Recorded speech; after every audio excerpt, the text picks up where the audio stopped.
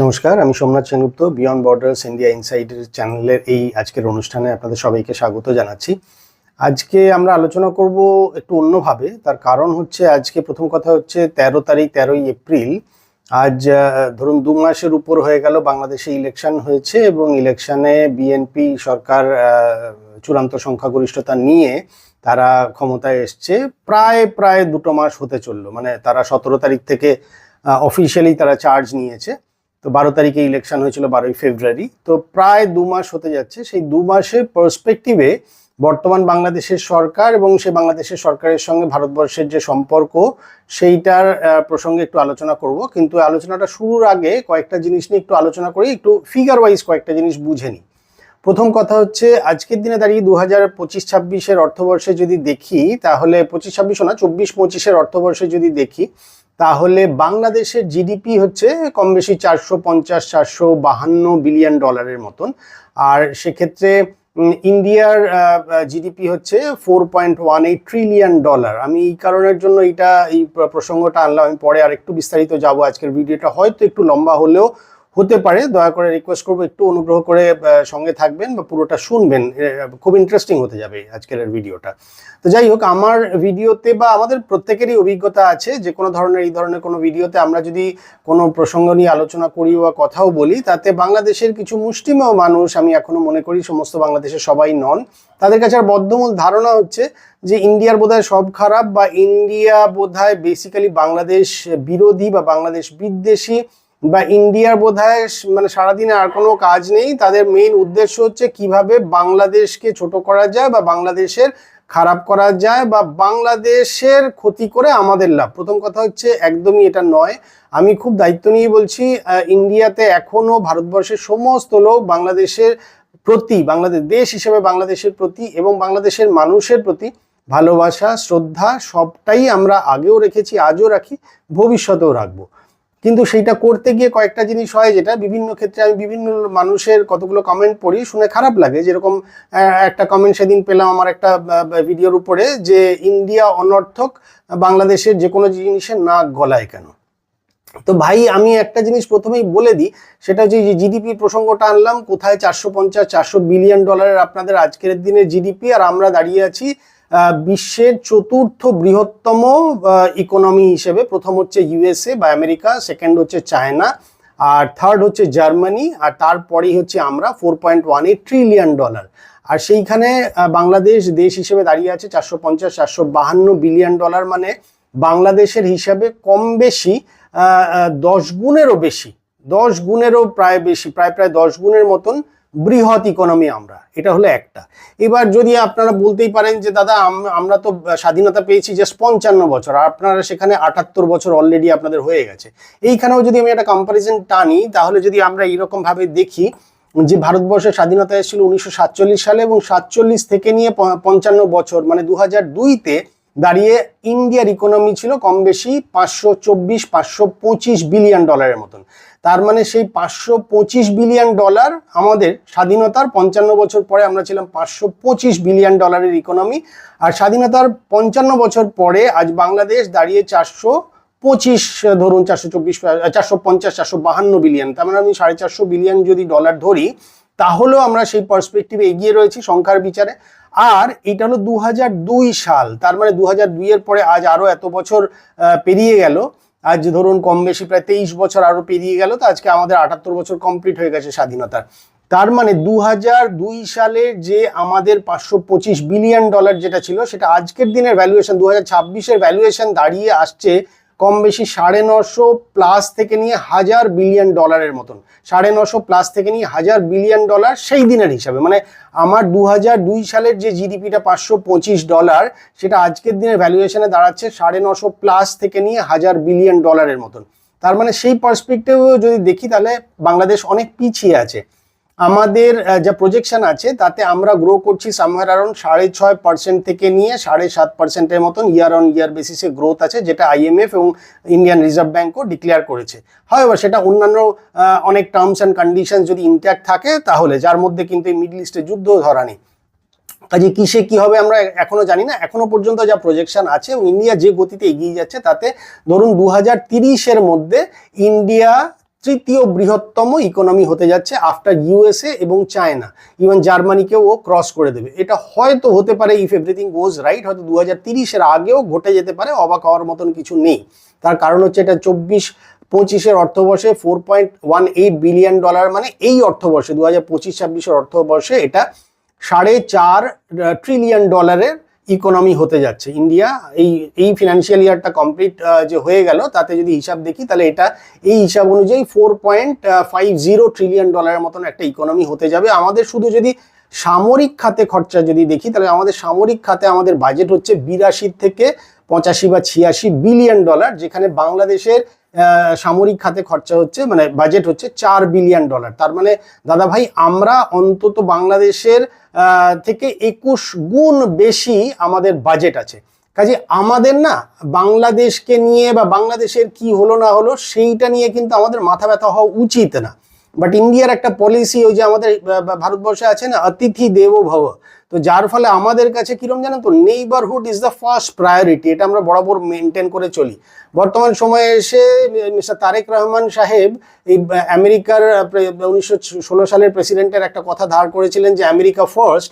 সেটা করতে গিয়ে উনি বলেছেন এইবারে কি বলে 17 বছর পরে দেশে ফিরে উনি যেহেতু ইলেকশন জিতলেন, উনি বলেছেন যে বাংলাদেশ ফার্স্ট। শুনতে খুব ভালো শোনায় তারেক রহমান সাহেব, খুব ভালো জিনিস, এটা সত্যিই হওয়া ভালো জিনিস। কিন্তু তবুও আমি বলবো এই ভারত বিদ্বেষী মুষ্টিমেয়, আমি আবারও বলছি, আমি আজও পর্যন্ত মনে করি না বা বিশ্বাস করি না, আগামী দিনেও বিশ্বাস করব না যে সমগ্র বাংলাদেশ বা সমগ্র বাংলাদেশের সবাই মিলে এটা বিশ্বাস করে যে ভারতবর্ষ তাদের শত্রু বা অ্যানিমি বা দুশ্মন, এটা আমি বিশ্বাস করি না। ফলে সমস্ত বাংলাদেশের মানুষের প্রতি কিন্তু আমার শ্রদ্ধা ভালোবাসা মানে ছিল, আছে, থাকবে। আমি সেটা রেখে বলছি আপনাদের সবাইকে যে বাংলাদেশের আমি এটা মনে প্রাণে বিশ্বাস করি যে মানে খুব সংখ্যাগুরু মানুষের কাছে ভারতবর্ষ বা ইন্ডিয়া তাদের একটা মৈত্রী বা বন্ধু সমভাবাপন্ন দেশ, যে দেশ তাদের ক্ষতি চায় না বা যে দেশ তাদের ভালো চায়। একটা একটা একটা একটা ছোট একটা সংখ্যা, একটা স্পেসিফিক কিছু একটা সংখ্যাতে, মানে সংখ্যালঘুই বলবো, সেই হিসেবে সেই সংখ্যালঘু মুষ্টিমেয় কিছু মানুষের মনে এটা একটা বদ্ধমূল ধারণা আছে যে সকালবেলা চোখ খুলবো ভারতবর্ষের বিরোধিতা করব, আর চোখ বন্ধ করব ভারতবর্ষের বিরোধিতা করে, তাহলেই তাতে আমার কিছু আইদার ফায়দা হবে। বেসিক্যালি তাদের ফায়দা হয়, তাদের উন্নতি কিছু হয় না। আজকে ধরুন তাদের মানে বাংলাদেশের সেই মুষ্টিমেয় লোকজনদের কাছে পাকিস্তান বোধহয় তাদের ত্রাতা, বড় ভাইয়ের মতন, বাবার মতন, শ্রদ্ধার জায়গায় বাবা কাকা কোনো একটা সম্পর্কে রাখেন। কিন্তু আমি বলছি এখনের জেনজির কথা বলছি না। জেনজি যদি এতটাই স্ট্রং হতো তাহলে এই 2026-এর যে আপনাদের 12 তারিখে যে ইলেকশন হলো, সেই ইলেকশনে দাঁড়িয়ে জেনজি বা সেই যে ছাত্র আন্দোলনের নেতা যারা ছিলেন বা ছাত্র আন্দোলনের যে গোষ্ঠী যারা ছিল, তারা কিন্তু ইলেকশনে যথেষ্ট ভারী সংখ্যায় তারা জিতে আসতেন। অথচ যদি দেখেন তাদের প্র্যাকটিক্যালি কোনো এক্সিস্টেন্সই ছিল না, তারা কিন্তু কোথাওই দাঁড়াতে পারেনি। তার মানে ওভারঅল বাংলাদেশের জনগণ কিন্তু কোথাও কোনো অবস্থাতে এই ধরনের কোনো প্ল্যাটফর্মকে সাপোর্ট করেও নি, আজও করছে না। আমি স্থির বিশ্বাস রাখি যে আগামী দিনেও করবে না, যার জন্য তাদের ফুটিং নেই। এবং এইটা কিন্তু এই ইলেকশনের পরে খুব খুব মানে বোল্ডলি এটা ক্লিয়ার হয়ে গেছে যে এই 2024 সালের অগাস্টের সময় যে আন্দোলন বা যে ঘটনাটা ঘটেছিল, সেই ঘটনাটা বাইরের দ্বারা কোনো না কোনোভাবে ফান্ডিং করে ইনফ্লুয়েন্স করে ঘটনাটা ঘটানো হয়েছিল। ঘটনা কিন্তু অ্যাকচুয়ালি বহিঃপ্রকাশ, স্বতঃস্ফূর্ত বহিঃপ্রকাশ ছিল না। যদি সেটা স্বতঃস্ফূর্ত বহিঃপ্রকাশ হতো তাহলে গত ফেব্রুয়ারির ইলেকশনে তার কোনো না কোনো ইম্প্যাক্ট পড়তো, যে ইম্প্যাক্ট কিন্তু কোথাও কখনো কোনোভাবে আসেওনি। যাই হোক, নিজের টপিকে আবার ফিরে আসি। সেটা হচ্ছে আমরা মানে যদি বাংলাদেশের সঙ্গে দাদাভাই ইন্ডিয়ার যদি কম্পেয়ার হয়, তাহলে একটা হাতির সঙ্গে একটা পিঁপড়ের কম্পারিজন। একটা হাতির কখনো মাথাতে বা সময়ে বা তার পরিশ্রমে বা তার ধৈর্যে বা তার ইন্টেনশনে কখনো আসে না একটা পিঁপড়ে কি করলো না করলো। কিন্তু আমি আবারও বলছি, এই গালমন্দ করা বা এই যে মানসিকতা সকাল থেকে উঠে ইন্ডিয়ার বিষোদ্গার করা, এটা যদি তাই হয় তাহলে দাদা প্রত্যেকটা ক্ষেত্রে আপনারা স্বাধীন হচ্ছেন না কেন? যেমন ধরুন একটা ছোট্ট ঘটনা বলি, এইবারেও খলিলুর রহমান সাহেব যখন এই গত 7, 8, 9 3 দিনের মিটিংয়ে এসেছিলেন আমাদের জয়শঙ্কর সাহেব এবং মিস্টার ডোভাল সাহেবের সঙ্গে দেখা করতে, তখনও টপমোস্ট প্রায়োরিটিতে বাংলাদেশের থেকে, আমি বলবো সরকারের থেকে বা ইভেন খলিলুর রহমান সাহেবের থ্রুতে যে রিকোয়েস্টগুলো প্লেস করা হয়েছে, তার মধ্যে 1 নম্বর রিকোয়েস্ট হচ্ছে জ্বালানি দেওয়া এবং সেই জ্বালানির মধ্যেও ডিজেল দেওয়া। দাদা ভাই তাহলে আমার একটি ভিডিওতে এক ভাই, বাংলাদেশের এক ভাই আমাকে একটা কমেন্ট করেছিলেন, আমি তাতে বলেছিলাম যে ইন্ডিয়া 5,000 টন কি বলে জ্বালানি পাঠিয়েছে, হাই স্পিড ডিজেল পাঠিয়েছে, আরো পাঠাবে। তো এটা আমি ভালো সেন্সেই বলেছিলাম, কিন্তু সেই ভাই আমাকে রিপ্লাই দিয়েছিলেন যে পাঠিয়েছেন কি ফ্রি অফ কস্টে পাঠিয়েছেন।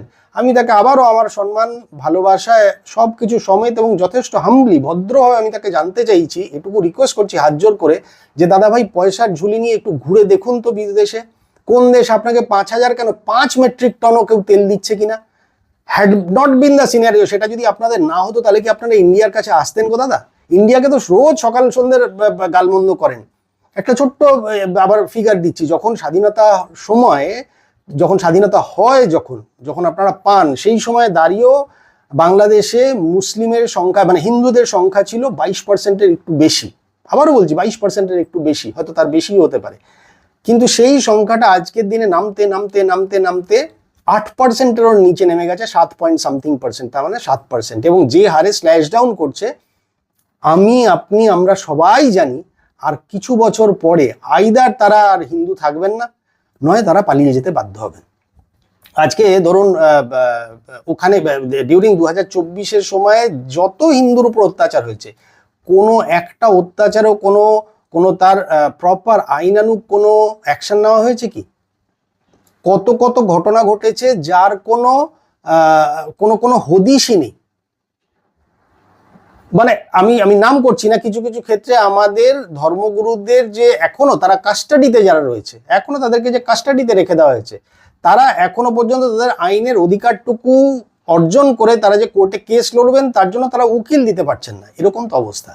তো যাই হোক, আমরা যদি সেই হিসাবে দেখি, তাহলে এই যে সময় দাঁড়িয়ে খলিলুর রহমান সাহেব আমাদের কাছে ডিজেল বা তেলের, জ্বালানি তেল, চিকিৎসা, ওষুধ, রোড ইনফ্রাস্ট্রাকচার, ওভারঅল পাওয়ার, মানে আপনাদের ইলেকট্রিসিটি, এগুলোতে পয়েন্ট ওয়াইজ আমি আসছি। ভিডিওটা হয়তো একটু লম্বা হতে পারে, আমি সবাইকে রিকোয়েস্ট করবো একটু থাকবেন, ধৈর্য ধরে একটু থাকবেন, শুনবেন, এটা প্রত্যেকের জন্য খুব এনকারেজিং।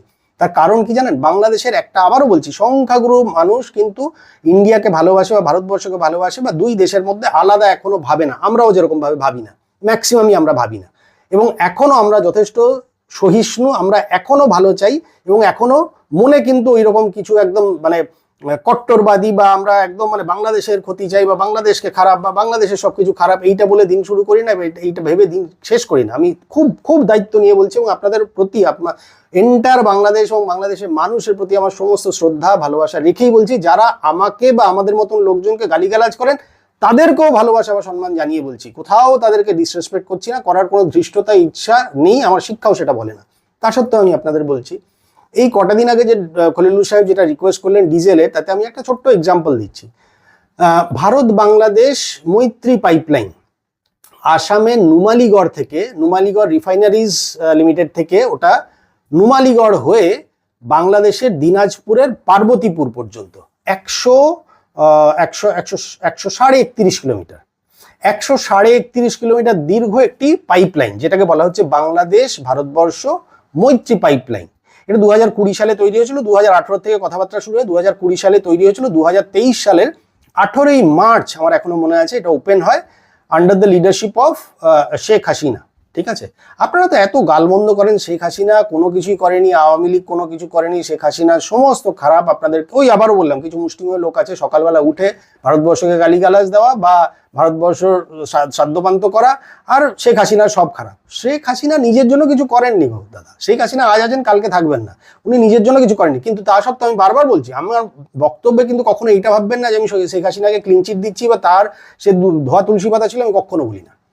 সে নিজে কিন্তু হয়, দেখুন ব্যাপারটা বুঝুন, একটা উপর থেকে আপনি শাসন চালাচ্ছেন অনেকদিন হয়ে গেছে, এবং তার এক্স্যাক্টলি নিচে লোকগুলো যখন বিপথে চালিত হয়, সেটা সবসময় যে টাইমলি আপনি বুঝে উঠতে পারবেন বা টাইমলি আপনি সেটার কারেকশন নিয়ে উঠতে পারবেন, অনেক সময় হয় না। আমি বিভিন্ন ক্ষেত্রে বিভিন্ন ভালো প্রোফাইল হ্যান্ডেল করেছি বলে আমি বলছি, সবসময় এটা করে ওঠা যায় না। এক্স্যাক্টলি নিচের লোক কোথায় কিভাবে করাপশন করছে, এবং যার করাপশন করার না দাদা, সে সর্বতভাবে আপনি তাকে যতই সুযোগ সুবিধা দিন, যত পয়সা ঢালুন, সে চুরি করবে বা সে 2 নম্বরই করবে, যে বদমাস সে বদমাসই হবে। ইংলিশে একটা কথা আছে জানবেন, nature, signature and thumb impression cannot be change. আবারও বলছি, nature, signature and thumb impression cannot be change. তার মানে যার মনে পাপ আছে তাকে আপনি যত ভালো কি বলে পরিবেশের মধ্যে রাখুন না কেন, সে ওই মানে কাদার দিকেই ছুটবে। তো যাই হোক, আমি কিন্তু আবারও বলছি, শেখ হাসিনাকে কোথাও আমি ক্লিন চিট দিচ্ছি না, বা কোথাও আমি তাকে ঢাকার চেষ্টা করছি না, বা আমি আওয়ামী লীগকেও ঢাকার চেষ্টা করছি না। না আমি শেখ হাসিনার সমর্থক, না আমি বিএনপির সমর্থক। আমার কাছে দেশের যে মঙ্গল করবে, দেশের জন্য যে ভালো চায়, যে দেশের জন্য পরিশ্রম করবে, দেশের জন্য কাজ করবে, আমি তারই সাপোর্টার। যেমন ইন্ডিয়াতে আমি মোহনবাগানেরও সাপোর্টার নই, ইস্ট বেঙ্গলেরও সাপোর্টার নই। আমার কাছে যে ভালো খেলেছে তার জেতা উচিত। তো সিমিলারলি আমি বলছি, এই শেখ হাসিনারই কিন্তু উদ্যোগে ওটা তৈরি হয়েছিল, এবং 2023 সালের 18ই মার্চ এটা চালু হয়, এবং এইটাতে টোটাল ধাপে ধাপে তেল বাড়ানোর কথা, এবং হাই স্পিড ডিজেল যাওয়ার কথা। এটারও ব্রেকআপ আমি বলে দিচ্ছি, অনেকে গালমন্দ করেন কিন্তু জানেন না। সেটা হচ্ছে প্রথম 3 বছর 2 লাখ মেট্রিক টন করে প্রত্যেক বছর তেল যাওয়ার কথা, মানে নুমালীগড় থেকে আপনাদের দিনাজপুরের পার্বতীপুর পর্যন্ত আপনাদের যে স্টেশন আছে, যে রিজার্ভার আছে, সেইখানে যাওয়ার কথা। এটা হচ্ছে প্রথম 3 বছর। তারপরে 3 বছর হচ্ছে 3 লাখ মেট্রিক টন করে যাওয়ার কথা। তারপরের 4 বছর হচ্ছে 5 লাখ মেট্রিক টন করে যাওয়ার কথা। তার মানে 3, 3, 6 আর 4 10, এই টোটাল প্রজেক্টটা হচ্ছে 15 বছরের হিসেবে স্যাংশনে তৈরি হয়েছিল। 15 বছরের কথা চিন্তা করে, আগামী 15 বছরে, যেটা 2023 সালে উদ্বোধন হয়েছিল, সেটা মানে আগামী 15 বছরের জন্য এই ক্যালকুলেশনটা করা হয়েছিল। প্রথম 3 বছর হচ্ছে 3 লাখ মেট্রিক টন করে, তারপরে হচ্ছে গিয়ে আপনার 5 লাখ মেট্রিক টন করে, আর লাস্ট 5 বছর হচ্ছে 1 মিলিয়ন, মানে 10 লাখ মেট্রিক টন করে। এবং এই টোটাল ইন্ডিয়া বাংলাদেশ মৈত্রী পাইপলাইনের খরচা এসেছিল $377 মিলিয়ন। 377 মিলিয়ন ডলারের মধ্যে আপনারা তো ইন্ডিয়াকে গালমন্দ দেন, এবং বা বলেন যে ইন্ডিয়া কেন নাক গলায়। দাদা, আমাদের নাক গলানোর প্রশ্নই নেই। তার কারণ হচ্ছে এই ভারত বাংলাদেশ মৈত্রী পাইপলাইনে $377 মিলিয়ন ডলারের মধ্যে $285 মিলিয়ন, আবারও বলছি $285 মিলিয়ন ইন্ডিয়া অনুদান, আবারও বলছি কথাটা, অনুদান হিসেবে দিয়েছিল, মানে এইড হিসেবে দিয়েছিল। $285 মিলিয়ন দেওয়া হয়েছিল ইন্ডিয়া এইড হিসেবে, অনুদান হিসেবে দিয়েছিল, বাদ বাকি টাকাটা বাংলাদেশ বহন করেছিল। এবং এই পাইপলাইনটা 131 কিলোমিটার দীর্ঘ, যে 131 কিলোমিটারের মধ্যে মাত্র 5 কিলোমিটার, আবারও বলছি মাত্র 5 কিলোমিটার ইন্ডিয়ার মধ্যে পড়ে, আর 126 কিলোমিটার পরে হচ্ছে গিয়ে আপনাদের বাংলাদেশে। তার মানে 131 কিলোমিটারের মধ্যে অ্যাকচুয়াল উপভোক্তা বা অ্যাকচুয়াল বেনিফিশিয়ারি হচ্ছে বাংলাদেশ। 126 কিলোমিটার পরে হচ্ছে বাংলাদেশে, আর মাত্র 5 কিলোমিটার পরে হচ্ছে ভারতবর্ষের মধ্যে। ভারতবর্ষের কোনো ঠেকা পড়েনি যে গিয়ে আমরা উপযাচক হয়ে আননেসেসারি নাক গলাবো যে আপনাদের তেল দেবো। বছরে আপনাদের সঙ্গে আমাদের এগ্রিমেন্ট আছে 1,80,000 মেট্রিক টন করে পার ইয়ার হাই স্পিড ডিজেল দেওয়ার। সেটা কি আমাদের স্বার্থে? আমাদের কি আর খেয়ে দিয়ে কোনো কাজ পড়েনি? এইবারও আমি আপনাকে বলছি, আপনারা তো অনেক তদবির করলেন। বেসিক্যালি তারেক রহমান সাহেব এলেন হচ্ছে আমেরিকার প্রেসারে, এবং পরবর্তীকালে ভারতবর্ষের সঙ্গে ওনার কতগুলো আন্ডারস্ট্যান্ডিং হয়। যে সময় দাঁড়িয়ে এটা ক্লিয়ার হয় যে এই মুহূর্তে দাঁড়িয়ে ইউনূস সরকার ব্যান করে দিয়েছেন বা দিচ্ছেন, বা আওয়ামী লীগ আসতে পারবে না, সেই সময় দাঁড়িয়ে একটা প্যারালাল কি বলে কথাবার্তা, কূটনৈতিক কথাবার্তা চালানো হয়। ইন্ডিয়ার RNAW, মানে যাকে বলা হয় রিসার্চ অ্যান্ড অ্যানালিসিস উইং, তারা লন্ডনে তারেক রহমানের সাহেবের সঙ্গে কথা বলেন, এবং সেই সময় দাঁড়িয়ে কতগুলো নিজেদের আন্ডারস্ট্যান্ডিং হয়, যে আন্ডারস্ট্যান্ডিং এটা ক্লিয়ার হয় যে তারেক রহমান সাহেব আসবেন, এসে ইলেকশনে যে জিতবে। ইন্ডিয়া কিন্তু বরাবর বলে এসছে যে কোনো আওয়ামী লীগ বলে কিছু না, আপনি অল ইনক্লুশন কি বলে ইলেকশনটা করবেন, তার মানে সমস্ত পার্টিকে নিয়ে আপনি করবেন। আমাদের ভারতবর্ষে কি কোনো পার্টির উপর কেউ কোনো পার্টি ব্যান করেছে? আজকে ধরুন বিজেপি, ধরুন 3টে টার্ম বোধহয় ক্ষমতায় আছে, কিন্তু বিজেপি কি আজকের দিনে কংগ্রেসকে বা সিপিএমকে বা তৃণমূলকে বা তেলেঙ্গানা পার্টিকে বা কোনো একটা পার্টিকে, জেডিইউকে, কাউকে ব্যান করেছে কি? আপনারা দেখেন কখনো যে ইন্ডিয়াতে কোনো একটা পার্টিকে ব্যান করে আমরা ইলেকশনে গেছি, বা এই পার্টিটা স্ট্রং আছে বলে একে কোনো না কোনোভাবে ব্যান করে দেবো, এবং ব্যান করে দিয়ে তাহলে আমাদের সুবিধা হবে, এই মানসিকতা ইন্ডিয়া তো নেই। অথচ তারেক রহমান সাহেবের সঙ্গে কিন্তু কমিটমেন্ট ছিল যে এসে উনি এই ব্যানটা, যেটা মোহাম্মদ ইউনূস সাহেব করেছিলেন, সেই ব্যানটাকে তুলে দেবেন, এবং অল ইনক্লুশন হবে। অল ইনক্লুশন হওয়ার পরে যে ইলেকশন হবে, তাতে যে জিতবে, যে জিতে আসবে, জনসমর্থন যার কাছে আছে, ইন্ডিয়া তাকেই সাপোর্ট দেবে, তার সঙ্গেই ইন্ডিয়া কাজ করতে উৎসাহী হবে বা অগ্রণী হবে।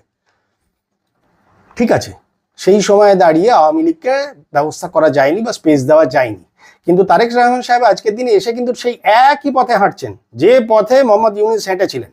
একজন আগে থেকে হেঁটেছিলেন, যাকে লোকজন ট্যাগ দিয়ে দিল যেহেতু অন্য রকমের, বা একে দিয়ে হচ্ছে না, যার ফলে আমি অপশান হিসেবে যাকে আনা হলো, সে আর প্রথম জনের মধ্যে কিন্তু বেসিক্যালি কোনো পার্থক্য নেই। একজন ছিল র প্রোডাক্ট, প্রথম থেকেই ওপেন ছিল, আর একজন অতটা র না, একটা পলিশ, তার উপর একটা কোটিং আছে, এই পর্যন্ত। বাদ বাকি এখনো পর্যন্ত যদি দেখেন, তাহলে হিন্দুদের উপর অত্যাচার কমেছে বলে আই রিয়েলি ডাউট, বাদ বাকি আপনারা ভালো বলতে পারবেন। আজকের দিনে দাঁড়িয়ে এই 2 মাসে অ্যাজ সাচ বাংলাদেশ কি গ্রো করেছে আপনারা আমার থেকে ভালো জানেন, ভালো বলতে পারবেন। সব থেকে বড় কথা বলি, তারেক রহমান সাহেবের কি বলে আন্ডারে লিডারশিপে খলিলুর রহমান সাহেব আছেন। খলিলুর রহমান সাহেবের বেসিক উনি কিন্তু আমেরিকার সিটিজেনশিপ, এবং he is having a very good relationship with the Trump government. American গভর্নমেন্টের সঙ্গে ওনার খুব ভালো সম্পর্ক, যার ফলে ওনার মানে ওই দিকে লবির প্রেসারে উনি আছেন, এবং তারেক রহমান সাহেব রেখেছেন ওই লবিটাকে ইউজ করার জন্য। বাট আজকের দিনে দাঁড়িয়ে ধরুন এই 2 মাস ধরে তো অনেক তদবির করলেন দাদা ভাই। আমেরিকা পারমিশন দিল আপনাদেরকে রাশিয়া থেকে তেল কেনা? দিল না। আজ পর্যন্ত কিন্তু আপনারা রাশিয়া থেকে তেল কিনতে পারছেন না, এবং যদি কেনার চেষ্টাও করেন, করবেন না আমরা জানি, যদি করেন তাহলে কিন্তু আপনাদের স্যাংশন আসবে, যার ফলে আপনারা কেউ এগোতে পারছেন না। এবারে রাস্তা কি হলো, সে কিন্তু পরিত্রাতা ইন্ডিয়ায় এলো। কিভাবে এলো সেটাও বলে দিচ্ছি। এলো হচ্ছে রাশিয়ার থেকে তেলটা আসবে ইন্ডিয়াতে। আপনারা ইন্ডিয়ায় গালমন্দ করতেই পারেন, কিন্তু India is a power. India একটা আজকের দিনে পাওয়ার গো দাদা, মানুন বা না মানুন, পাওয়ার বলেই আপনারা গালমন্দ করেন। পাওয়ার বলেই দেখবেন কাউকে না, আমরা যখন ঈর্ষা কার উপর করি, ঈর্ষা তার উপরই করি যাকে আমরা মানে ফলো করতে চেয়েও হতে পারছি না, বা যাকে আমরা রিচে পাচ্ছি না, বা যাকে আমরা ধরে উঠতে পারবো না, যে আমার নাগালের বাইরে, তাকেই না আমরা ঈর্ষা করি। আজকের দিনে আমার চাইতে যদি খারাপ স্ট্যান্ডার্ডের কেউ হয়, আমার থেকে নিচের দিকের স্ট্যান্ডার্ডের যদি কেউ হয়, তার উপর ফিরে তাকাই না, তার উপর ঈর্ষা করি। ঈর্ষা করি না তার উপর। ইন্ডিয়ার প্রতি ঈর্ষা কেন বলুন তো? অনেক দেশেরই আছে। কেন বলুন তো? তার কারণ হচ্ছে ইন্ডিয়া হতে চাই, কিন্তু ইন্ডিয়া হতে পারছি না। তো এই আঙুর ফল টক যখন হয়, বা বামন হয়ে যখন চাঁদে হাত বাড়ানোর চেষ্টা করি, বা চাঁদটাকে যখন ছুতে পাই না, বা পারি না, বা জানি আর পারবো না, তখন চাঁদে কলঙ্ক আছে বা আঙুর ফল টক হয়। তো কিছু কিছু লোকের অবস্থা তাই। আবারও বলছি, বাংলাদেশের সঙ্গে কোনো দায়িত্ব নেই, বা বাংলাদেশকে আমি মনে প্রাণে ভালোবাসি, শ্রদ্ধা করি, বাংলাদেশের সমস্ত মানুষকে ভালোবাসি, শ্রদ্ধা করি। মুষ্টিমেয় কিছু লোকেরই মানসিকতাটাকে আমি বলছি যে চেঞ্জ করুন, এটা দিয়ে কোনো আখেরে লাভ হবে না। এই 2 মাসে সত্যিই কি আপনাদের কোনো রোজগারের ব্যবস্থা হয়েছে? এই 2 মাসে সত্যিই কি আপনাদের কোনো গ্রোথ হয়েছে? এই 2 মাসে সত্যিই কি আপনাদের তেলের কোনো রকম যোগান করতে পেরেছেন আপনারা? আমার একটি ভিডিওতে একটি ভাই বলেছিলেন ফ্রি দিচ্ছেন কি? একদম ঠিক কথা, ফ্রি দিচ্ছি না দাদা ভাই। পয়সা নিয়ে একটু দেখুন না, সারা বিশ্ব জুড়ে একটু ঘুরুন না। তেল পেয়েছেন কি? পাননি তো। সেই তো ইন্ডিয়ার কাছে রিকোয়েস্ট করছেন যে তেল দিন, তেল দিন, তেল দিন, তেল দিন, তেল দিন। অন্যান্য দেশগুলো দিচ্ছে না কেন? আপনার তো বড় ভাই বা দাদা বা পিতৃস্থানীয় আপনাদের কাছে পাকিস্তান, তো পাকিস্তান তেল দিচ্ছে না কেন? পাকিস্তানে জানেন আপনাদের যে আমাদের ইন্ডিয়াতে আমরা তেল এখনো নিই, পেট্রোল আমি কলকাতার রেট বলছি, 105 টাকা সামথিং পয়সা, 105-106 টাকা পার লিটার তেল নিই, পেট্রোলের কথা বলছি। বা আজকের দিনে পাকিস্তানে দাঁড়িয়ে 450 থেকে 470 টাকা হচ্ছে পার লিটার তেল, পেট্রোলের কথা বলছি। আর ডিজেল যদি বলেন তাহলে 550 টাকা হচ্ছে পার লিটার তেল, ডিজেলের কথা বললাম। আজকের দিনে আমাদের দেশে, আমি কলকাতার খবর বলছি, আমরা সাধারণ বাজার থেকে ডিম যদি কিনি তাহলে এক ক্রেটে 30টা ডিম থাকে। সেই 1 ক্রেট ডিম আমি পরশু দিনও কিনেছি 155-160 টাকা করে, এমনি সাধারণ পোলট্রির ডিম যেটাকে বলে। আর হাঁসের ডিম বা কি বলে ডবল কুসুমওয়ালা ডিম কম বেশি 12 টাকা থেকে 13 টাকা হচ্ছে পার পিসের দাম পড়ছে, এবং 10 টাকা বড় জোর পার্থক্য পড়ে হোলসেলে। আর আমার দেশে, মানে আমি বলছি কলকাতাতে তথা ইন্ডিয়াতে, খোলা বাজারে একটি সাধারণ আমরা সাদা যে পোলট্রির ডিম খাই তার দাম খোলা বাজারে হচ্ছে 6 টাকা। আর আজকের দিনে দাঁড়িয়ে পাকিস্তানে এক ট্রে মানে ওই 30টা ডিম যদি কেনেন তাহলে দাম পড়ছে 850 টাকা। 850 টাকা। আমার দেশে 1 লিটার তেল এই কলকাতার বাজারে বা পশ্চিমবঙ্গের বাজারে বলছি ধরুন 60 থেকে 70 টাকা। খুব ভালো কোয়ালিটির একদম খাটাল থেকে কোনো জল টল ছাড়া যদি বড় জোর 80 টাকা হবে, 85 টাকা হবে, এর বেশি দাম নেই। আমুলের যদি টেট্রা প্যাক কিনি, যেটা ফুল ফ্যাটওয়ালা যেটা, সেটাই ধরুন 80 টাকা দাম পড়ছে হচ্ছে একটা টেট্রা প্যাকের 1 লিটারের। পাকিস্তানে গিয়ে দেখুন আপনাদের সকল দাদা, আপনাদের উদ্ধারকর্তা মাসিহা বাবা, পিতৃস্থানীয় যে আছে, যাদের ভরসায় আপনারা আছেন এবং যাদের দিকে আপনারা ফিরে তাকান বা যাদের পথে আপনারা চলতে চান, গিয়ে দেখুন। আপনাদের পরিবার সমেত কিছুদিনের জন্য থেকে আসুন। প্রথম কথা বলছি, বলে দিচ্ছি, তাতে আপনার আজকের দিনে পাকিস্তানে দুধের দাম পড়ছে পার লিটার 150 থেকে 170 টাকা, জাস্ট ডবলেরও বেশি। এবার একটা জিনিস বলি, পাকিস্তানের লোকজন, আমরা যারা বাংলাভাষী মানুষ, আমি হিন্দু মুসলিম বলছি না, বাংলাভাষী মানুষ যারা, তাদেরকে ওরা মানুষ বলেই মনে করে না। এবার আসি আপনাদের কথায়, মানে বাংলাভাষী যদি মুসলিম হন তাহলে ওরা একদম দূরছাই, সেই প্র্যাকটিক্যালি পুরোনো দিনে বলা হতো না যে নমশূদ্রদের মানে ছায়া মারানো হতো না, একদম সেই অবস্থাতে রাখে। একটু খোঁজ নিন। যাদের আপনাদের মনে হচ্ছে যে পাকিস্তান আপনাদের মাসিহা বা আপনাদের উদ্ধারকর্তা, আমি বলবো পরিবার নিয়ে কয়েকটা দিনের জন্য, কয়েকটা মাসের জন্য পাসপোর্ট ভিসা পেয়ে যাবেন, থেকে আসুন। তাহলে আপনি পার্থক্যটা বুঝতে পারবেন যে কিভাবে ওরা ট্রিট করে এই অঞ্চলের লোকেদেরকে।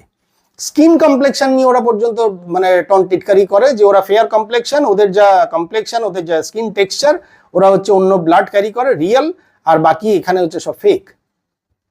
তো যার ফলে এই যে যাদেরকে দেখে আপনারা ভাবছেন যে আপনারা ওদের মতন হতে চান, আর যার ফলে আপনি বা আপনারা যাদের দ্বারা উপকৃত হচ্ছেন তাদেরকে দূরে ঠেলে দিচ্ছেন। এবং তারেক রহমান সাহেবের গভর্নমেন্টে একই পথে হাঁটছে, কিচ্ছু আলাদা হাঁটছে না, একই পথে হাঁটছে। পরবর্তীকালে অসুবিধা হবে। ডিজেলের জন্য আজকে ভারতবর্ষ, ওষুধের জন্য ভারতবর্ষ, এবং রহমান সাহেব তদবির করেছেন, ওনার রিকোয়েস্ট করেছেন, ভালো জিনিস, খারাপ কিছু না তাতে, যে ট্রিটমেন্টের জন্য ভিসা শিথিল করা হোক, যে ভিসার ব্যবস্থা যেটা আছে সেটা ট্রিটমেন্টের জন্য যে সমস্ত বাংলাদেশিরা অ্যাপ্লাই করেছেন সেটাকে শিথিল করে সেটাকে ইমিডিয়েট বেসিসে কার্যকর করা হোক। ইন্ডিয়া গভর্নমেন্ট বলেছে যে ঠিক আছে। ইভেন কদিন আগে আপনাদের মিসেলস যখন এই মহামারীর আকার ধারণ করেছিল বা করেছে, তখনও কিন্তু ইন্ডিয়া গভর্নমেন্ট কিন্তু ওষুধ পাঠিয়েছে, এবং উচিত, আমার মনে হয় এটা উচিত, এটা ভালো কাজ করেছে। আমার সঙ্গে ওই লোকটার দুশ্মনী বলে ওই লোকটার ঘরে যদি বাচ্চাটার কোনো অসুবিধা হয় বা কোনো অসুখ বিসুখ হয়, তখন কিন্তু আমার শিক্ষা, আমার আচার ব্যবহার, আমার ব্যাকগ্রাউন্ড বা আমার আপব্রিঙ্গিং কখনো এইটা বলে না যে ওই লোকটার সঙ্গে আমার দুশ্মনী আছে বলে ওর ঘরের বাচ্চাটাও বিপদে পড়ুক বা তার ঘরের বাচ্চাটার কোনো ক্ষতি হোক, আমি সর্বাগ্রে যাব। এটাই আমার শিক্ষা, এটাই আমার কালচার, এটাই আমার দেশ শিখিয়েছে। যার ফলে আমাদের দেশ বা ভারতবর্ষ এই কালচারটাকে পালন করে বরাবর, এবং পালন করতে গিয়ে নিজের ক্ষতি হয়েছে, পালন করতে গিয়ে নিজের ক্ষতি হয়েছে। ভারতবর্ষের কাছে বরাবর neighbourhood is the first priority.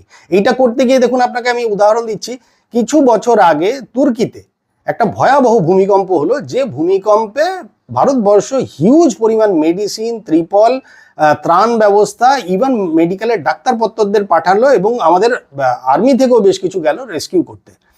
আর এই দেখুন, যে লোকটাকে এত কিছু দিয়ে পাঠানো হলো, সমস্ত কিছু দিয়ে সে সেই সেবাটা নিল, পরিষেবাটা নিল, সেটাকে ইউজও করলো, করার পরে যখনই অপারেশন সিন্দুরে সে কিন্তু গিয়ে ফাইনালি ওপেনলি সে কিন্তু সাপোর্ট দিল পাকিস্তানকে। এবার দেখুন, আপনারা তো অনেক কিছু বলেন, কিন্তু দেখুন এই শেখ হাসিনা ম্যাডামও কিন্তু এই যে যখন উনি বুঝে গেলেন যে উনি ওনার নিজের মানুষজন দ্বারা এবং নিজের সঙ্গের লোকজন দ্বারা পরিবেষ্টিত হয়ে গেছেন এবং আর বেরোতে পারবেন না, মানে এটা প্রাণ সংশয় হয়ে গেছে, তখন কিন্তু উনি বিশ্বের বাজারেই এতগুলো কান্ট্রি ছিল, এতগুলো কান্ট্রির মধ্যেও কিন্তু উনি বাঁচলেন কিন্তু সেই ভারতবর্ষকে, যার উপর ডিপেন্ড করে থাকা যায় এবং যার উপর উনি আগেও ডিপেন্ড করেছে। এটা নয় যে প্রথমবার শেখ হাসিনা ম্যাডাম ভারতবর্ষের উপর ডিপেন্ড করলেন বা এই প্রথমবার এলেন, তা নয়, এর আগেও কিন্তু এরকমই ওনার উপর প্রাণ সংশয় হয়েছিল।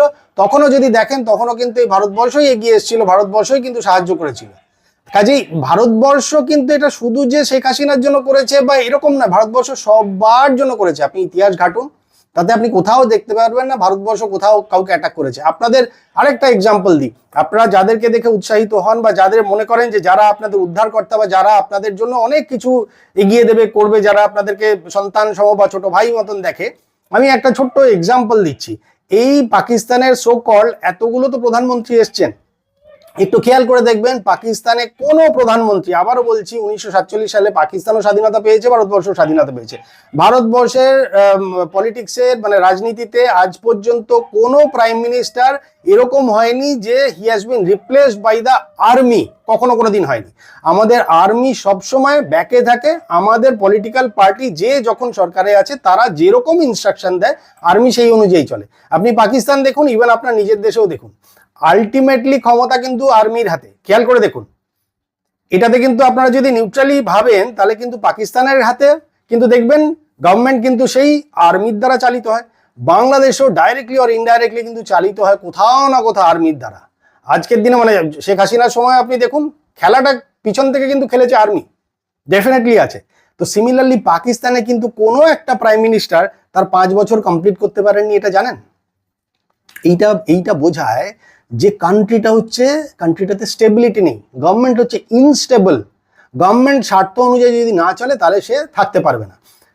পাকিস্তানের আর্মির major general all in all ছিলেন ব্রিগেডিয়ার মিস্টার আপনার বাজওয়া, কামার বাজওয়া, ঠিক আছে?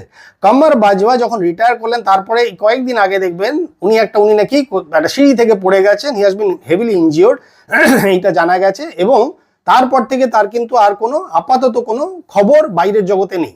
তিনি এটা জানা গেছে, মাঝখানে রটে গেছিল যে উনি মারা গেছেন। যাই হোক, প্রে করবো যাতে উনি দীর্ঘায়ু থাকেন এবং উনি যাতে ভালোভাবে সুস্থভাবে থাকেন, এটা প্রে করবো। আপনারা কি জানেন কামার বাজওয়ার যদি ওভারঅল নেটওয়ার্থ কখনো সার্চ করে দেখবেন কামার বাজওয়ার নেটওয়ার্থ হচ্ছে কম বেশি 10 to 12 billion dollar, billion dollar, not million dollar. আবারও বলছি 10 to 12 বিলিয়ন ডলার। আমাদের দেশে, আমাদের ভারতবর্ষের কাছে যথেষ্ট পয়সা আছে। আমাদের যদি রিজার্ভ যদি আমাদের দেখেন, আজকের দিনে দাঁড়িয়ে ভারতের লাস্ট ডিক্লেয়ার্ড যে রিজার্ভ যেটা, সেটা হচ্ছে সামওয়্যার অ্যারাউন্ড 728 থেকে 730 বিলিয়ন ডলার। 728 থেকে 730 billion dollar, billion dollar, million নয়, 728 থেকে 730 বিলিয়ন ডলার। সেইখানে দাঁড়িয়ে পাকিস্তানের ছিল 4 billion dollar, only 4 billion dollar foreign currency reserve. যাই হোক, সেই কামার বাজওয়ার নিজের নেটওয়ার্থ হচ্ছে 10 থেকে 12 বিলিয়ন ডলার। আমাদের দেশের কোনো একটা মেজর বা ব্রিগেডিয়ার বা চিফ অফ আর্মি স্টাফের, কল্পনা করে দেখুন তো, ভারতবর্ষের কোনো একজন চিফ অফ আর্মি স্টাফের এই পরিমাণ নেটওয়ার্থ আছে? কারণ নেই, কারণ নেই। আমাদের প্রাইম মিনিস্টার মিস্টার নরেন্দ্র মোদীরও নেই এই পরিমাণ নেটওয়ার্থ। এটা কিভাবে হয়? শুধু স্যালারি পয়সা দিয়ে হয়? কখনো হয় সম্ভব এটা? কাজেই চাওয়ার সময় সব চাই, চাওয়ার সময় ডিজেল চাই। কি বলে, আরো একটা ঘটনা বলি, মাঝখানে দেখবেন আপনাদের কি বলে ইলেকট্রিসিটি মানে লোডশেডিং বা পাওয়ার কাট বা পাওয়ার অফটা প্রচন্ড পরিমাণ বেড়ে গিয়েছিল। গত বছরে জুনে কম বেশি বোধহয় 372, 374 বা 384, মানে somewhere around plus minus 380, 384 million ডলারের মতন একটা পেমেন্ট হয়েছিল, আদানিকে দেওয়া হয়েছিল। কারণ আদানি একটা আলটিমেটাম দিয়ে দিয়েছিল যে তারপরে আমরা পাওয়ার কেটে দেবো এবং আর কোনোভাবে পাওয়ার সাপ্লাই করবো না, কারণ আমাদের এত বকেয়া পড়ে গেছে।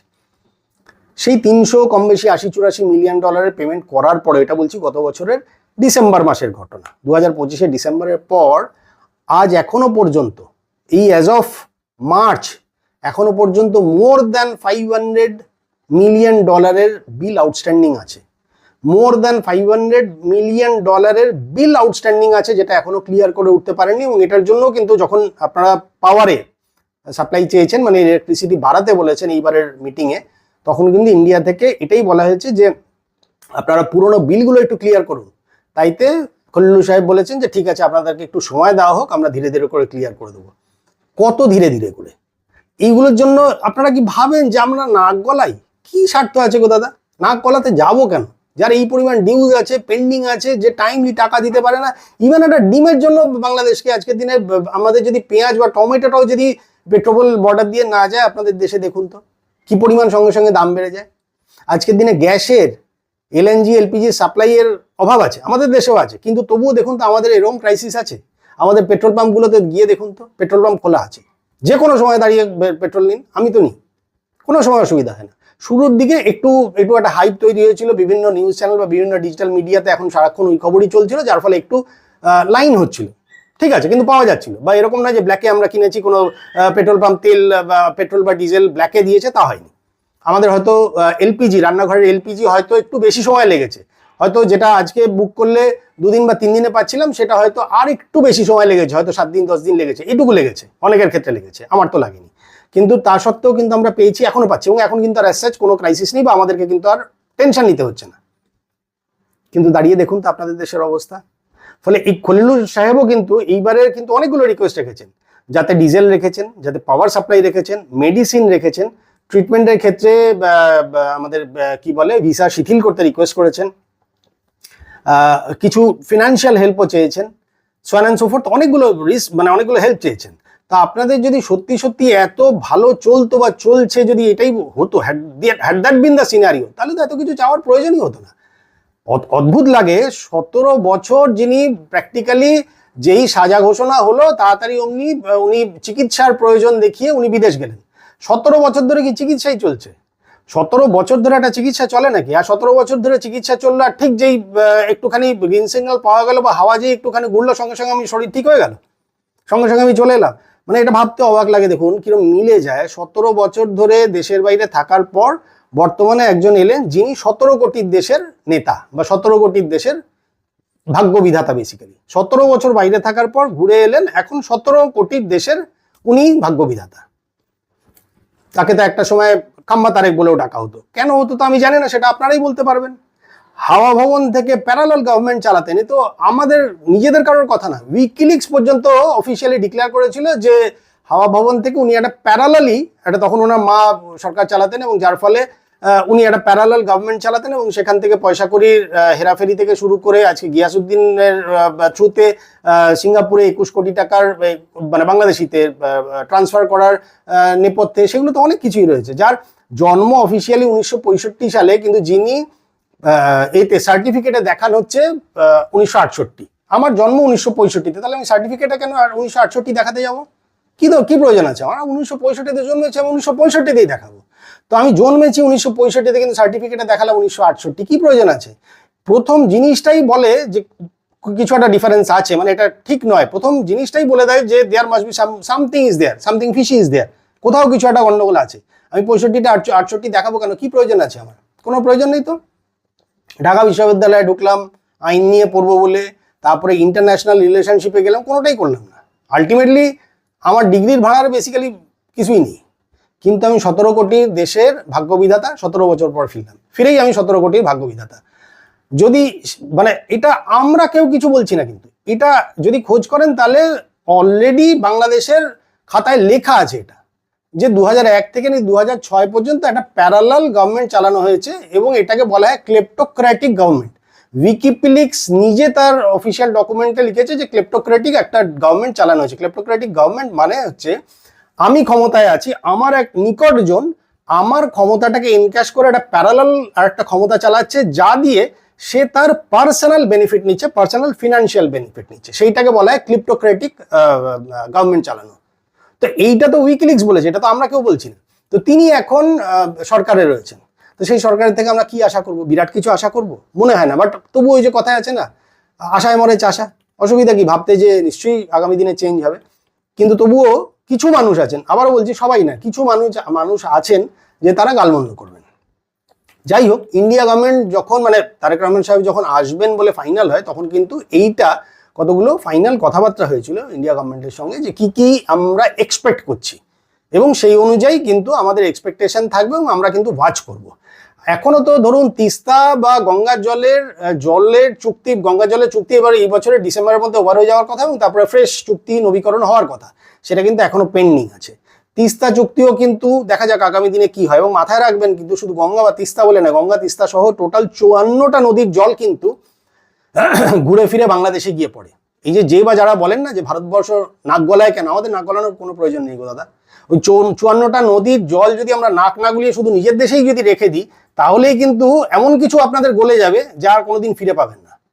আমরা যদি 54টা নদীর জল আমাদের দেশের নিজেদের কাজের জন্য, নিজের চাষের জন্য যদি রেখে দিই, এবং যদি আপনি বলেন যে ইন্টারন্যাশনাল লতেও এমন এমন জায়গা রয়েছে যে আমার জন্য আমি ম্যাক্সিমাম রাখবো, তারপরে যদি কিছু থাকলো, না থাকলো, আমি জানি বলেই বলছি, তাতে আমাদের নাক গলানোর প্রয়োজন হবে না। আপনাদের অনেক কিছু গলে যাবে গো দাদা, অনেক কিছু গলে যাবে। এবং এখন আমি বলছি তো, এখনো আপনারা এসে দেখুন, আপনারা তো আসেন, তো বিভিন্ন ক্ষেত্রে আসেন, তো আমরা মানে ওয়েলকাম জানাই আপনাদেরকে। কখনো এরকম ভাবি না যে বাংলাদেশের কেন এসে, আমার তো খুব ভালো লাগে। এবং আমি যখন কখনো বাংলাদেশে যাই, আমি কিন্তু খুব ভালোবাসা পাই, সম্মান পাই, আমি খুব ভালো রেসপন্স পাই। এবং আপনাদের যে আতিথেয়তা আছে, সেটা সত্যি মানে একটা ভাবার মতন বিষয়, এবং সত্যি একটা গর্বের বিষয় যে বাংলাদেশের ওভারঅল অ্যাক্রস মানুষের মধ্যে এই পরিমাণ আতিথেয়তা আছে। কোথাও গেলে না খাইয়ে কেউ ছাড়ে না। মানে এরকম না যে শুধু এক গ্লাস জল বা একটা চা বিস্কুট বা তা নয়, একদম পেট ভরা খাবার। বা ইভেন সকালেও যদি কারোর বাড়িতে যাই, তাহলে কিন্তু সে ভাত না খাইয়ে ছাড়ে না। বা সে কিন্তু, আমি যদি ভাত না খেয়ে বেরোই, তাহলে কিন্তু সে মানসিকভাবে অসন্তুষ্ট থাকে বা সে কষ্ট পায় বা দুঃখ পায়, যে তার মানে বোধহয় তার আতিথেয়তাতে কিছু কমতি রইল বা ঘাটতি রইল। এইটা আমি অন্তত ব্যক্তিগতভাবে বলছি, আমি এটাকে অনুকরণ করার চেষ্টা করি, এই পরিমাণ আতিথেয়তা। কিন্তু তার মানে এটা নয় যে সকাল থেকে রাত পর্যন্ত শুধু গাল দেব, কিন্তু প্রয়োজনের সময় শুধু এই ভারতবর্ষ দেশটাই আসবে যে উদ্ধার করে দিয়ে যাবে, তারপরেই তার ষষ্ঠী পুজো করবো। এই যে 7 সিস্টার্স, এই যে চিকেন নেক একদিকে ভালো হয়েছে, আমি কিন্তু একদিকে সত্যিই বলি যে ভালো হয়েছে। তার কারণ হচ্ছে এই মোহাম্মদ ইউনূস সাহেব আসার ফলে এবং একটা উগ্র গোষ্ঠীর ফলে, যারা এই 7 সিস্টার্সকে নিয়ে নেব, চিকেন নেক কেটে দেবো, এইটা বলার ফলে ইন্ডিয়া গভর্নমেন্ট কিন্তু এখন অনেক বেশি অ্যাগ্রেসিভ হয়েছে, অনেকটা তারা চেঞ্জ হয়ে গেছে। যার ফলে নর্থ ইস্টে এবং নর্থ ইস্ট বেল্টে কিন্তু ইন্ডিয়ার প্রচুর ডেভেলপমেন্ট হয়েছে। এবং দেখবেন 3টে গ্যারিসন অলরেডি আমরা ওখানে ওপেন করে দিয়েছি, আরও কতগুলো আসছে, কতগুলো স্কোয়াড্রন অফ এয়ারফোর্সের রাফাল ওখানে অলরেডি ডিপ্লয় করা হয়ে গেছে। এবং প্রভূতভাবে ওখানে কাজ চলছে এবং আগামী 2-4 বছরের মধ্যে এন্টার নর্থ ইস্ট থেকে শুরু করে ওই চিকেন নেক বা সেভেন সিস্টার্স বলে আপনারা ভয় দেখান যে সমস্ত স্টেটকে নিয়ে, তাদের কি পরিমাণ ডেভেলপমেন্ট হয়েছে, মিলিটারি খাতে কত খরচা যাচ্ছে, ইনফ্রাস্ট্রাকচার খাতে কত খরচা যাচ্ছে, যেটা হয়তো বহু বছর ধরে নেগলেক্টেড হয়েছিল, সেই দিকটায় ভালো হয়ে গেছে, সেই দিকটাতে অনেক বেশি উন্নতি হয়ে গেছে এবং এটা সাপে বর হয়েছে, এইটা সাপে বর হয়েছে। খুব ভালো হয়েছে এইটা যে আপনারা এই যে ধমকি দিয়েছেন বা চমকি দিয়েছেন বা চমকানোর চেষ্টা করেছেন, তাতে অন্তত আমরা অনেকটা বেশি আমাদের চোখ খুলেছে, যেটা আমরা চোখ বন্ধ করেছিলাম এবং আমরা যেটা ভাবছিলাম যে না না এটা হবে না, বা না না এটা হতে পারে না, বা না না এই যে অবিশ্বাস করে আসছিলাম যে না না এরকম নয়, বা না না এটা হতে পারে না, ইনি তো আমার ঘরের লোক, ইনি তো আমার ঘরের লোক, কিন্তু ঘরের লোকই যে আমাকে যে কোনো সময় ছবল মারবে, এই জিনিসটা আমরা যে বুঝে গেছি, এইটা কিন্তু একদিকে সাপে বর হয়েছে। এটার প্রয়োজন ছিল আমাদের, তাহলে আমরা হয়তো আরো বেশ কিছু বছর অন্ধ থাকতাম। তো যার ফলে এই যে জিনিসগুলো, এইগুলো কিন্তু অলরেডি ইন্ডিয়া গভর্নমেন্টের সঙ্গে তার কথাবার্তা হয়েছিল যে আমরা কিভাবে চলবো, সেখানে কিন্তু এটাও অলরেডি কথাবার্তা হয়েছিল যে অল ইনক্লুশন যাওয়া হবে। সেখানে কিন্তু কোথাও এরকম কোনো কথা হয়নি যেটা উনি ইন্ডিয়া গভর্নমেন্টের সঙ্গে মানে কমিটমেন্ট যেটা ছিল, সেই কমিটমেন্ট কিন্তু ফেল হয়েছে। আওয়ামী লীগকে নিষিদ্ধ করার কোনো কথা আসেনি। শেখ হাসিনা কিন্তু উনি ফেরানোর পরে, মানে আমি বলছি তারেক রহমান সাহেব ফেরানোর পরে কিন্তু অ্যাজ সুন অ্যাজ পসিবল ওনার রাস্তা করার কথা ছিল যাতে শেখ হাসিনা বাংলাদেশে ফিরে যান, এবং সেখানে আওয়ামী লীগেরও জন্য কি বলে রাস্তা ক্লিয়ার থাকবে, যাতে পরবর্তীকালে কোনো একটা সময় আগামী যে কোনো ইলেকশনে যখনই হোক না কেন, সেই ইলেকশনে দাঁড়িয়ে সমস্ত পার্টি মিলে পার্টিসিপেট করবে, জনগণ যাকে ডিসাইড করবে তাকে রাখা হবে, বা সে থাকবে, আরেকজন থাকবে না। উনি কিন্তু আওয়ামী লীগ শুধু যে নিষিদ্ধ করলেন তাই নয়, এখন হয়তো শেখ হাসিনাকে ফেরত চাইবেন, যেটা ইন্ডিয়া কখনোই কোনোদিন দেবে না, বা দেওয়া উচিত না, বা দেবেও না, দেওয়া উচিত না, এবং আমরাও এটাকে সমর্থন করি যে না দেবো না। আর আরেকটা বড় কথা কি, আওয়ামী লীগের যে সমস্ত ভালো প্রোফাইলে যারা যারা ছিল এবং যারা ওই 15 বছরের গভর্নমেন্টে ছিল, বা যে 15 বছরের শাসনকালে যারা যে প্রোফাইলে ছিল, তারা নাকি আর কোনোদিন পলিটিক্সে আসতেই পারবে না, বা কোনো প্রোফাইলে তারা ঢুকতে পারবে না। আপনারা স্পেসিফিক হন না, আপনাদের বিএনপিটিকে কোনো, আমি ধরে নিচ্ছি আপনারা যে পার্সপেক্টিভে বলছেন যে অসততা বা অসৎ উদ্দেশ্য বা কোনো পয়সা কড়ির লেনদেন বা হেরাফেরি বা কোথাও কোনো দেশের প্রতি অবিচার অন্যায় যা কিছু হয়ে থাকে, সেটার জন্য সবাইকে সাজা দিচ্ছেন কেন? যে যে লোকগুলো করেছে আইডেন্টিফাই করুন, প্রমাণ করুন, আইডেন্টিফাই করে প্রমাণ করে তাদেরকে কঠোরতম সাজা দিন আইনের মধ্যে দিয়ে, যা আইনে বলা আছে সেটা সাজা দিন, তাতে লোকের কাছেও আপনাদের অ্যাকসেপ্টেন্স বাড়বে। আপনারা সেটা করুন, সেটা না করে কি করছেন? বিএনপির মধ্যে কি নেই? বিএনপির মধ্যে কোনো রকম হেরাফেরি করা বা কোনো রকম যা যা পয়েন্ট আপনারা ওখানে আলোচনা করছেন বা ভাবছেন যে এই জিনিসগুলো থেকে আপনারা সেই ধরনের লোক বা লোকের মানে মানসিকতা কি নেই? আছে, অবশ্যই আছে। তাদেরকে কেন দিচ্ছেন না? তাদেরকে কেন আইডেন্টিফাই করছেন না? কই সেটা করছেন না? তো যার ফলে এই যে জিনিসগুলো, বা ইন্ডিয়া মানে বাংলাদেশের মাটিতে কোনো রকম সাম্প্রদায়িক দাঙ্গা হাঙ্গামা বা এন্টায়ার বাংলাদেশের সমস্ত সংখ্যালঘু, শুধু হিন্দু বলে না, এন্টায়ার সমস্ত সংখ্যালঘুদের নিরাপত্তা নিশ্চিত করতে হবে, যেটা এখনো পর্যন্ত হয়নি। এখনো পর্যন্ত সংখ্যালঘুরা নির্যাতিত হচ্ছেন প্রতিনিয়ত, কিছু খবরে আসছে আর কিছু আসছে না, এই তো পার্থক্য। পপুলেশন আমাদের দেশে কি বাড়েনি? আমাদের দেশে হিন্দুরাও যেমন বেড়েছে, অন্যান্য যারা সোকল্ড যারা সংখ্যালঘু, আমি কোনো একটি সম্প্রদায় দুটি সম্প্রদায়ের কথাই বলছি না, সমস্ত সংখ্যালঘু দেখুন, প্রত্যেকটা সংখ্যালঘু আমাদের স্বাধীনতার সময় যা পার্সেন্টেজ ছিল আর আজকে দাঁড়িয়ে যা পার্সেন্টেজ, আপনি দেখুন তারা গ্রো করেছে কিনা। যদি ইন্ডিয়াতে অন্যরকম কোনো সিনারিও থাকতো তাহলে তারা গ্রো করতে পারতো। আমি পশ্চিমবঙ্গের লোক, আমি কলকাতার লোক, আমাদের যে কোনো একটা কনস্টিটিউয়েন্সিতে যান বা যে কোনো আপনি ডিস্ট্রিক্ট ওয়াইজ এক একটা জায়গায় ধরে দেখুন, কত কত কত কত লোক বিভিন্ন সম্প্রদায় থেকে আছে, বিভিন্ন সম্প্রদায়ের লোক আমার বাড়িতে যাতায়াত আছে, আমি তাদের বাড়িতে যাই, কোনো খাওয়া দাওয়াতে কোনো অসুবিধা নেই, রেস্ট্রিকশনস নেই, বা তাদেরও মাথায় কিছু আসে না, আমাদের মাথাতেও কিছু আসে না। কিন্তু ওভারঅল বাংলাদেশের সংখ্যালঘুর প্রতি অত্যাচার কোথাও কমেনি, একদমই কমেনি। আজকের দিনে যে যে জিনিসগুলো আমরা আশা করেছিলাম, সেই একটা জিনিসও কিন্তু ফুলফিলড হয়নি। এবং এই সময়ে দাঁড়িয়ে কিন্তু খলিলুর সাহেব এবং হুমায়ুন কবির সাহেব যে দুজন গিয়ে কথাবার্তা বললেন বা মিটিং করলেন, তাতে কিন্তু ফাইনালি কোনো কনক্লুশন বেরিয়ে আসেনি। এবং ইন্ডিয়া গভর্নমেন্ট রাদার এই প্রথম খুব শীতল বডি ল্যাঙ্গুয়েজ দেখিয়েছে বা খুব কোল্ড রেসপন্স দেখিয়েছে, যেটা কিন্তু বিয়ন্ড এক্সপেকটেশন। এটা এর আগে কোনোদিন হয়নি। আপনারা যদি খেয়াল করে দেখেন, তারেক রহমান সাহেবের মা যখন বিয়োগ হয়, মাতৃবিয়োগ যখন হয়, তখন কিন্তু আমাদের বিদেশমন্ত্রী মিস্টার জয়শঙ্কর সাহেব কিন্তু নিজে গিয়েছিলেন এবং উনি কিন্তু প্রাইম মিনিস্টারের চিঠি ক্যারি করেছিলেন এবং চিঠি নিয়ে গিয়ে নিজে হাতে হ্যান্ড ওভার করেছিলেন। তারেক রহমান সাহেব যখন জিতে প্রাইম মিনিস্টার হলেন তখন ইন্ডিয়া হচ্ছে প্রথম দেশ যে দেশের, এবং ইন্ডিয়া এত বড় একটা দেশ, সেই দেশের প্রধানমন্ত্রী কিন্তু নিজে ওনাকে ফোন করে অভিনন্দন জানিয়েছিলেন। এবং শুধু অভিনন্দন জানানো নয়, তাকে সব পরিবার ভারতে আসার আমন্ত্রণ জানানো হয়েছে। উনি অ্যাকসেপ্টও করেছেন, হয়তো আগামী দিনে কোনো একটা সময় ওনার সুযোগ সুবিধা মতন আসবেন, 100 বার আসুন, তাতে কোনো সমস্যা নেই। কিন্তু এই জিনিসগুলো কি দেখা যেত না? শুধুমাত্র চাই, শুধুমাত্র তেল চাই, ইলেকট্রিসিটি চাই, ওষুধ চাই, ভিসাতে রিল্যাক্সেশন চাই, বস্ত্র শিল্পের জন্য কটন চাই, মেশিনারিজ চাই, সমস্ত কিছু চাই।